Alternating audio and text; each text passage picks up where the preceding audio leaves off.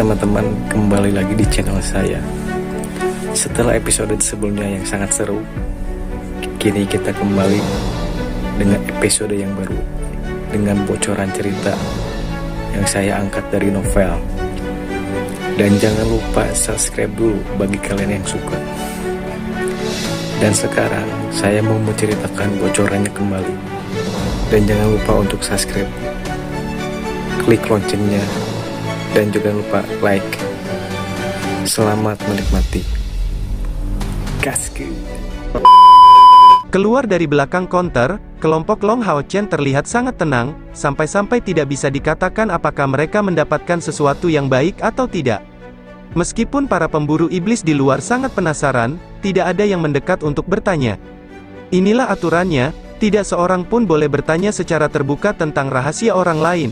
Selain itu, pasukan pemburu iblis kelas komandan ini sebenarnya lebih penasaran dengan usia kelompok 3 orang Long Hao Chen. Bagaimanapun, mereka terlihat terlalu muda. Secara umum, adalah hal biasa melihat pemburu iblis naik ke tingkat komandan pada usia 30 tahun. Namun, kelompok ini sepertinya belum mendekati usia 30 tahun dan seharusnya masih jauh dari usia tersebut. Bos, kenapa kita membeli 2 peralatan legendaris itu? Lin Xin bertanya, berbisik ke telinga Long Hao Chen dengan suara rendah. 2 peralatan tingkat legendaris telah menghabiskan 570.000 poin kontribusi, dan Lin Xin telah menghabiskan 320.000 poin kontribusi untuk dirinya sendiri. Meskipun demikian, Long Hao Chen telah mengatakan sebelumnya bahwa Wang Yuan dan Han Yu harus diprioritaskan. Long Hao Chen menjawab, apakah kamu belum menyadarinya? Peralatan legendaris tidak bisa dibeli semudah itu. Kita tidak bisa membuat perlengkapan atribut kita muncul sesuka hati. Saya telah mencari di beberapa toko, peralatan legendaris memiliki permintaan yang sangat tinggi. Sebenarnya mungkin saja kecuali di pusat transaksi, tidak ada orang lain yang menjualnya. Dengan cara ini, perubahan rencana diperlukan bagi kami, dan yang terbaik adalah membeli apa yang kami bisa terlebih dahulu, dan kemudian memberikannya kepada siapapun yang membutuhkannya. Poin kontribusi hanyalah angka, tetapi peralatan lebih bisa diandalkan. Lin Xin tampak bingung akan hal itu, tapi, bagaimana dengan kebanggaan es dan salju itu?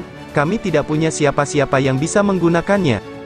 Di samping, Chai Er tiba-tiba menegur dengan suara rendah, kamu cerdas di saat normal, tapi kenapa kamu bertingkah begitu bodoh sekarang? Hanya karena mereka tidak mau menghabiskan 10.000 poin kontribusi sebagai biaya inspeksi, para pemburu iblis yang ingin membeli tidak tahu peralatan tingkat legendaris apa yang tersedia di konter. Apa yang kami beli tidak ada gunanya bagi kami. Tapi jangan bilang tidak ada pemburu iblis lain yang bisa menggunakannya, kamu hanya perlu menyiapkan stand vendor untuk menukar staf ini dengan sesuatu yang kami butuhkan dan hanya itu. Jika diperlukan, Anda hanya perlu menambahkan beberapa poin kontribusi sebagai kompensasi, dan dengan cara ini, setidaknya kita akan mendapat kesempatan untuk memperoleh beberapa peralatan legendaris. Itu benar, Lin Xin tiba-tiba menyadari dalam sekejap, menamparkan keningnya sendiri, sambil tertawa dan berbalik, dia berlari, dengan tidak sabar mendirikan stand penjual. Seperti prediksi Long Hao Chen, yang lain tidak menemukan peralatan legendaris yang cocok dengan mereka di lantai 3 pusat transaksi, dan bahkan operasi Lin Xin pun tidak lancar. Mereka secara alami ingin menukar kebanggaan salju dan es dengan peralatan atribut spasial atau elemen cahaya, tetapi peralatan untuk atribut spasial sangat langka. Sedangkan peralatan dengan atribut cahaya adalah yang paling dibutuhkan oleh manusia. Orang-orang yang memperhatikan kebanggaan es dan salju tidak sedikit, tapi tidak ada yang mampu membuat kesepakatan yang memuaskan. Namun, secara keseluruhan mereka mendapat beberapa hal baik dari perjalanan ini. Setidaknya, kekuatan Lin Xin ditingkatkan satu langkah lebih jauh. Sekarang dengan tungku spiritual Phoenix api biru yang diperolehnya dan staf kristal api yang membawa kutukan api, kegunaan Lin Xin untuk tim terus bertambah. Setelah mendapatkan sayap naga api, kekuatannya meningkat, yang merupakan dorongan yang baik untuk tim. Masih belum mendapatkan apa-apa sampai malam hari, semua orang kembali ke villa. Setelah makan malam, Lin Xin dan Sima Xian pergi. Lin Xin secara alami berencana mengirim Ye Wei yang kristal naga, dan Sima Xian menyatakan keinginannya yang mulia untuk memastikan keselamatannya, sementara tujuan sebenarnya adalah secara alami. Di kamar tidur, Chai Er dan Long Hao Chen duduk di depan satu sama lain. Melihat tampilan merenung Long Hao Chen ini, Chai Er bertanya, apakah Anda masih khawatir tentang peralatan? Long Hao Chen mengendurkan alisnya, menjawab sambil tersenyum, "Ya, saya tidak berpikir bahwa kami sebenarnya tidak dapat menukar poin kontribusi dengan peralatan yang bagus." Chai Er menggelengkan kepalanya, "Sebenarnya, kamu tidak perlu berpikir seperti itu." Chai Er menjawab, "Tidakkah menurutmu kamu terlalu terburu-buru untuk mendapatkan keuntungan instan? Sejak pasukan pemburu iblis kami didirikan, kami telah mengalami beberapa situasi berbahaya dan menyakitkan. Namun pertumbuhan kami benar-benar mencapai titik yang membuat siapapun tidak bisa berkata-kata. Dalam 1 tahun yang singkat, kami naik dari tingkat prajurit ke tingkat komandan. Sebenarnya, kebutuhan kita saat ini bukanlah untuk terus meningkatkan kekuatan kita dengan kecepatan tinggi. Mungkin kultivasi kita masih stabil, tetapi semua orang menjadi terlalu angkuh." Mendengar kata-katanya, pandangan merenung Long Hao Chen segera mereda, dan dia menjawab dengan anggukan, "Kamu benar, silakan lanjutkan." Chai Er menjawab, "Dalam keadaan kita saat ini, setiap orang memiliki setidaknya 1 peralatan tingkat agung, dan beberapa poin kontribusi tersisa. Tentu saja, skenario terbaik adalah menemukan peralatan legendaris untuk kita masing-masing, namun mengingat kekuatan kita saat ini, kita mungkin tidak dapat segera menggunakan peralatan yang kuat tersebut. Tentu saja, menukar poin kontribusi dengan kekuatan bertarung adalah yang terbaik, tapi itu bukan satu-satunya cara. Dalam kondisi kita saat ini, kita masih punya banyak cara untuk menjadi lebih kuat. Saya percaya bahwa saat ini kebutuhan kita yang paling mendesak adalah meningkatkan kekuatan kita agar berada dalam situasi yang lebih stabil. Sedangkan untuk pertukaran untuk mendapatkan peralatan legendaris, tidak apa-apa menunggu sampai kita mencapai langkah ke-7 untuk mencarinya." Saya bertanya kepada kakek King, dan dia memberitahu saya bahwa dalam pasukan pemburu iblis tingkat komandan, tim yang memiliki peralatan tingkat legendaris sudah cukup bagus. Tapi bagaimana dengan kita? Selain item baru Linsin, Anda memiliki Arya Dewi Cahaya, saya memiliki Belati Samsara, Sima akan mendapatkan peralatan tingkat legendaris dari meningkatkan bola cahaya energetik, dan perisai jiwa ilahi raksasa Yuan ditingkatkan menjadi level ini tanpa diragukan lagi dari mendapatkan kristal spasial lainnya. Itu sudah menjadi 5 peralatan tingkat legendaris, dan kita semua mempunyai tungku rohani. Saya berani mengatakan bahwa dengan tim kami yang terdiri dari 6 orang dengan tungku spiritual yang menyatu, jika ada kompetisi antara semua pasukan pemburu iblis tingkat komandan, kami mungkin akan menjadi pemenang terakhir. Hari ini, kamu benar-benar mengalahkan Ksatria Kuil dari langkah ke-7 sendirian. Di seluruh pertempuran, Han Yu bahkan tidak perlu melakukan apapun. Dengan mengatakan sebanyak ini, saya ingin memberitahu kamu bahwa kekuatan kita saat ini sudah cukup besar. Karena alasan ini, kamu tidak perlu terlalu khawatir tentang meningkatkan kekuatan semua orang." Long Hao Chen mengangguk sebagai jawaban, "Lalu, menurutmu apa yang harus kita lakukan selanjutnya?" Chai Er menjawab, "Kami harus melanjutkan sesuai dengan rencana awal kamu. Kita bisa terus mencari peralatan legendaris, membiarkan Linsin mendirikan kios penjualnya selama setengah jam sehari sudah cukup. Sebuah perlengkapan tier legendaris seperti Pride of Ice and Snow pasti akan menarik perhatian publik. Selama dia terus datang pada jam-jam tertentu setiap hari, cepat atau lambat seseorang yang menginginkan pertukaran akan muncul. Kita juga dapat mulai memanfaatkan beberapa kristal naga yang tersisa di pihak kita, untuk mulai meningkatkan energi spiritual eksternal setiap orang sambil membuat semua orang mengembangkan energi spiritual. Kita sebenarnya harus menunggu sebentar sebelum memasuki Tower of Eternity. Selama kita fokus pada pengembangan energi spiritual internal, kita bisa menyingkirkan sikap sembrono kita dan menjadi lebih mantap selangkah demi selangkah. Kami hanya membutuhkan waktu singkat untuk memulihkan diri seperti ini. Sementara itu, kita dapat mengambil beberapa poin kontribusi untuk mendapatkan kemampuan yang kita semua butuhkan. Setelah mencapai langkah ke-6, kita memerlukan beberapa teknik rahasia yang ampuh untuk memperkuat diri kita sendiri. Ini adalah cara lain untuk meningkatkan kekuatan tempur kita. Dan sebenarnya, saya percaya bahwa fokus pada kemampuan jauh lebih baik daripada fokus pada peralatan, karena kemampuan dapat digunakan selamanya.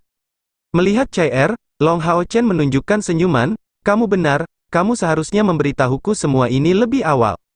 Chai Er menggelengkan kepalanya dengan ringan, "Keputusan dan rencanamu tidak salah sama sekali, dan terlebih lagi, kamu adalah kapten pasukan pemburu iblis kelas 64 komandan kami. Mari kita jaga percakapan pribadi kita. Kamu tidak perlu memberitahu mereka tentang bantuan saya untuk mencapai kesimpulan ini. Seorang kapten yang hebat sebaiknya memiliki satu suara, bahkan untuk kita. Mencapai titik ini, Wajahnya yang menawan sedikit memerah tapi dia tidak terus berbicara lebih jauh. Long Hao Chen meraih tangan Chai Er, dan menyatakan dengan nada tenang, "Kamu benar-benar wanitaku yang baik, bolehkah aku memelukmu?" "Aku tidak mau," Chai Er menjawab dengan khawatir, meluncurkan dirinya ke tanah. Sejak momen intim antara mereka berdua setelah perpaduan tungku spiritual di surga ilusi, dia tampak jauh lebih malu daripada di masa lalu. Di pagi hari, Long Hao Chen, Chai Er dan rekan-rekan mereka duduk melingkar seperti biasa, berbagi sarapan. Sima Xian memegang semangkuk besar nasi di tangannya, memakan bagiannya sambil mendesah. Chen Ying-er tidak bisa tidak mengkhawatirkan mejanya. "Pria botak, perhatikan gambarmu ya." Lin Xin mengungkapkan senyuman mengejek, "Abaikan dia, dia benar-benar depresi sekarang." Long Hao Chen berbicara selanjutnya, "Oh benar, apa yang Nona Wei Yang katakan ketika kamu menawarinya kristal naga, dan ada apa dengan Sima?" Lin Xin menjawab, "Nona Ye tidak menerima kristal naga kami. Dia berkata bahwa kamu benar, pedang dewa bukanlah sesuatu yang bisa dianggap lebih penting daripada uang. Karena kamu bisa membuat cahayanya muncul kembali ke dunia, Nona Ye sudah puas. Dia mengatakan bahwa jika kami benar-benar ingin memberikan kompensasi kepadanya, kami dapat mendukungnya jika dia membutuhkan bantuan di masa depan." Long Hao Chen mengerutkan alisnya. Dia sebenarnya lebih suka membayar harga kristal naga daripada memiliki komitmen terhadap pihak lain.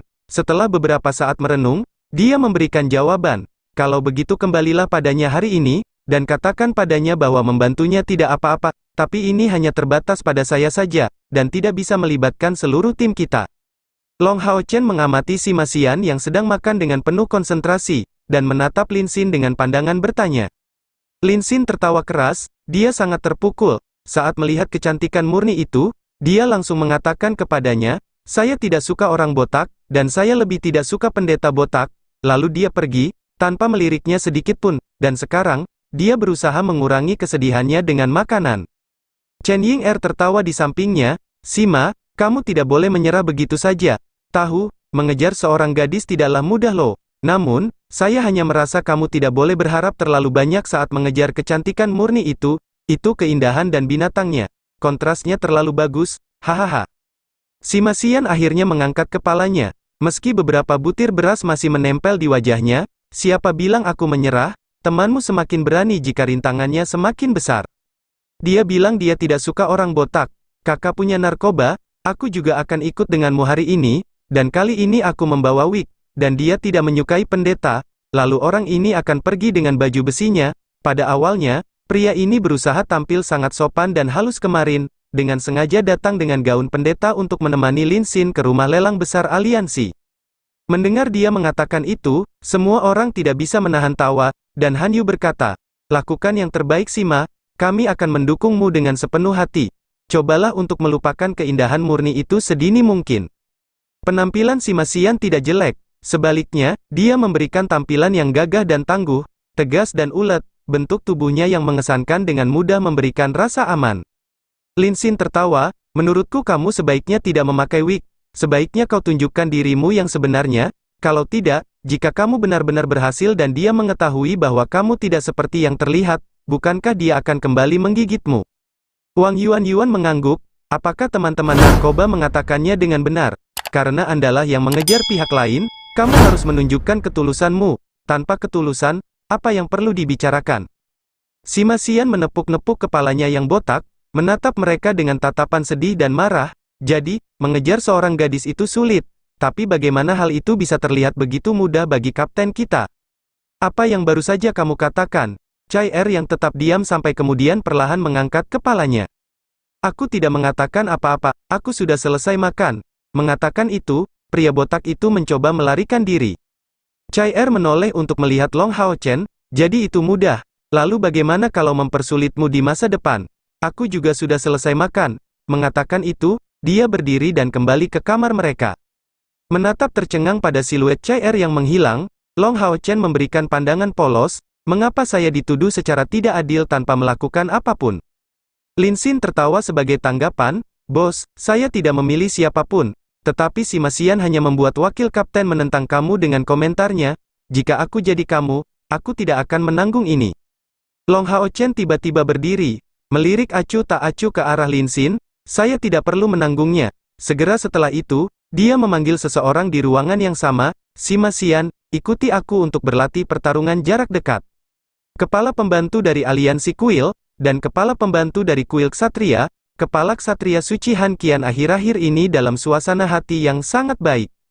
Sejak seorang jenius seperti Long Hao Chen muncul di kuil ksatria, hal-hal yang harus dia selesaikan, bagian terbesar dari perhatiannya terfokus pada Long Hao Chen serta pasukan pemburu iblisnya. Ketika kelompok Long Hao Chen lulus ujian dengan lancar, menjadi komandan kelas Demon Hun Squad, Han Qian memang khawatir selama beberapa waktu. Meskipun dia adalah kakek Long Hao Chen, dan memiliki pengaruh besar dalam aliansi, pasukan pemburu iblis adalah eksistensi independen, dan bahkan Han Qian tidak dapat dengan mudah terlibat dalam urusan pasukan pemburu iblis. Ketika Han Qian memiliki ksatria kuil dari langkah ketujuh yang menantang Long Hao Chen, tujuannya sederhana. Dia berharap mereka gagal dalam ujian untuk menjadi pasukan pemburu iblis tingkat komandan dan mencegah mereka melakukan misi yang lebih sulit. Bukankah aliansi baru saja memberi mereka 1 juta poin kontribusi? Tidak bisakah mereka berperilaku baik dan menetap untuk sementara waktu? Namun, dia tidak menyangka Long Hao Chen benar-benar telah mencapai tingkat kekuatan seperti itu. Dia berhasil mengalahkan ksatria kuil dengan kekuatannya sendiri. Tak berdaya, Han Qian tidak bisa menumbangkan mereka lebih jauh. Dan tepat ketika dia harus percaya bahwa Long Hao Chen dan pasukannya akan menerima misi lain dan meninggalkan kota suci beberapa waktu kemudian, mereka sebenarnya memilih untuk berlatih dalam pengasingan, menyegel diri mereka sendiri, di villa mereka untuk menghindari gangguan eksternal. Apalagi pengasingan ini sudah berlangsung selama 4 bulan. Bagaimana mungkin Han Qian tidak bersuka cita atas berita ini? Anak-anak luar biasa ini sebenarnya tidak membiarkan kepercayaan diri mereka membutakan mereka, dan memilih untuk menstabilkan kekuatan mereka dalam keadaan seperti ini, mengkonsolidasikan kemajuan mereka melalui pelatihan secara tertutup. Faktanya, mereka sudah bisa dikatakan memiliki sikap pasukan pemburu iblis yang kuat.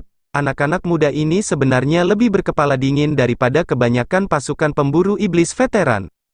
Itu benar, kelompok Long Hao Chen sudah mengikuti pelatihan tertutup selama lebih dari 4 bulan, dan masih tetap mengasingkan diri. Untuk saat ini, mereka tidak berencana mengakhiri pengasingan mereka, dan bagi mereka, hari ini adalah hari yang penting.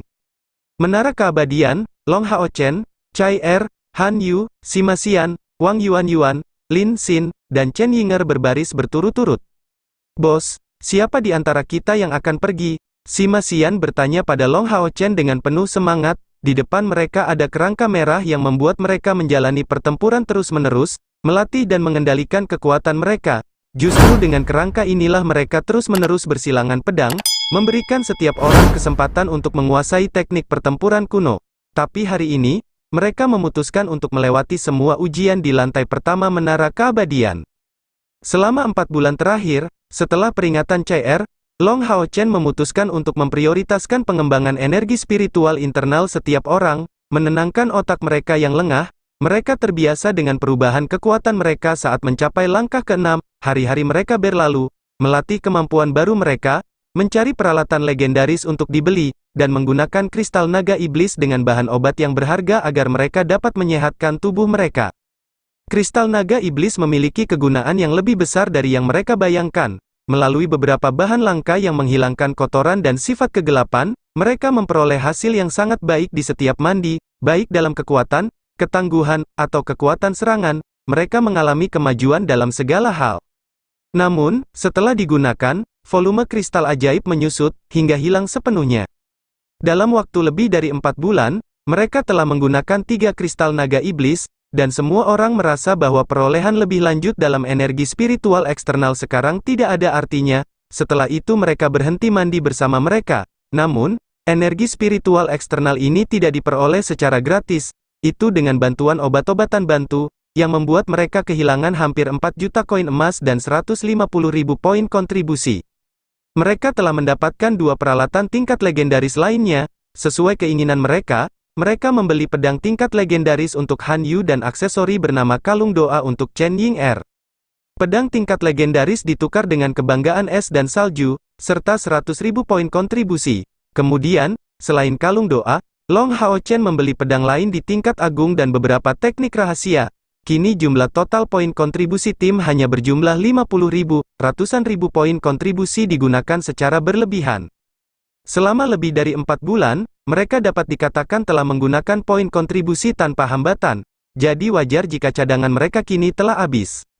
Akulah yang akan berangkat. Senior kerangka ini mengajarkan kita apa itu perambahan yang berapi-api, jadi aku berharap bisa benar-benar mengalahkannya dalam 1 lawan 1, untuk menunjukkan bahwa kebersamaannya tidak sia-sia, Long Hao Chen berkata dengan nada serius. Tidak ada yang keberatan, dan setelah berpisah satu sama lain, mereka memberikan ruang yang cukup untuknya. Dengan perisai suci agung di tangan kirinya dan pedang cahaya riak yang baru didapat di tangan kanannya, Long Hao Chen berjalan dengan langkah besar menuju kerangka merah yang mengesankan itu. Kedua belah pihak menutup jarak dengan cepat, di punggung Long Hao Chen, dengan kilatan cahaya keemasan, keempat sayapnya terbuka. Ketika dia memasuki jarak 20 meter dari kerangka merah, api berkelap-kelip di mata kerangka merah. Tubuh setinggi 3 meter segera menghasilkan semburan api yang ditujukan langsung ke Long Hao Chen. Long Hao Chen tidak mundur, tiba-tiba mempercepat. Dia bertujuan untuk berbenturan dengan kerangka merah, tetapi tidak menggunakan teknik gagah apapun. Jaraknya dipotong, dan ketika jaraknya 5 meter, kerangka merah itu tiba-tiba melakukan gerakan berjongkok, dengan cekatan mengarahkan bilah tulang besar untuk memotong leher Long Hao Chen. Long Hao Chen sudah bersilangan pedang dengannya berkali-kali, dan dengan demikian secara alami tahu apa yang terjadi setelah gerakan berjongkok kerangka merah itu. Tuduhannya tidak melambat, hanya langkah kakinya yang tampak lebih ringan dan lambat, sekaligus jauh lebih cekatan, tiba-tiba menekuk lengannya ke belakang. Dia menembus pedang kerangka merah itu. Tengkorak merah itu mengerahkan kekuatannya pada kedua kakinya, tiba-tiba bergerak dengan setengah putaran. Sementara itu, perisai di tangan kirinya disapu ke arah Long Hao Chen dengan gerakan yang menghancurkan bumi. Agar sesuai dengan ukuran besar kerangka itu, perisainya juga sangat luas, memberikan Long Hao Chen perlawanan yang tidak dapat dihindari. Tentu saja, Long Hao Chen bisa mengandalkan sayap spiritualnya untuk terbang, tapi dia tidak melakukan itu. Di Tower of Eternity, ketinggiannya dibatasi, dan jika dia mencoba terbang dengan paksa, menghindari efek langit terlarang akan sulit dilakukan. Melawan akal sehat, Long Hao Chen yang sepertinya tidak bisa menghindari serangan itu, tiba-tiba melakukan gerakan tak terduga. Dia mulai merangkak. Tepatnya, dalam sekejap perisai kerangka merah itu disapu secara horizontal, dia benar-benar merangkak ke tanah sebagai respons. Perisai besar itu tersapu di atas punggungnya, hampir bersentuhan dengannya. Sebuah shieldback cas diarahkan ke tanah, menyebabkan Long Hao Chen yang merangkak langsung melonjak, membiarkan cahaya riplingnya mekar dengan segudang sinar cemerlang, melawan kerangka merah yang untuk sementara kehilangan perlindungan perisainya. Dia menggunakan Demon Whipping Flash. Dapat dikatakan bahwa respon Long Hao Chen cukup imajinatif, seiring dengan peningkatan energi spiritual eksternalnya, fleksibilitasnya meningkat luar biasa, memungkinkan dia melakukan banyak gerakan yang sebelumnya tidak dapat dia lakukan. Tengkorak merah tidak panik karena serangan diam-diam Long Hao Chen, bilah tulang yang sangat besar itu langsung melakukan gerakan memotong, meluncurkan serangan Asura. Tepatnya, dia menggunakan Asura Strike dengan satu tangan, dan bahkan dengan serangan balik dari perisainya masih mempengaruhi dirinya. Setelah bersilangan pedang dengan kerangka merah berkali-kali, Long Hao Chen dan kelompoknya dengan susah payah mengetahui fakta bahwa dalam pertempuran, tidak ada gerakan yang berlebihan. Namun, kerangka merah ini jelas salah perhitungan. Berjuta sinar cahaya tiba-tiba terkondensasi ke arah lain, mengarah ke tepi bilah tulang. Dengan suara keras, kerangka merah itu terjatuh ke belakang meskipun tubuhnya sangat besar. Adapun perisai di tangan kirinya, tidak bisa digunakan karena tindakan sebelumnya. Kali ini, Long Hao Chen menunjukkan kemampuannya melakukan serangan balik dari keadaan bertahan pasif.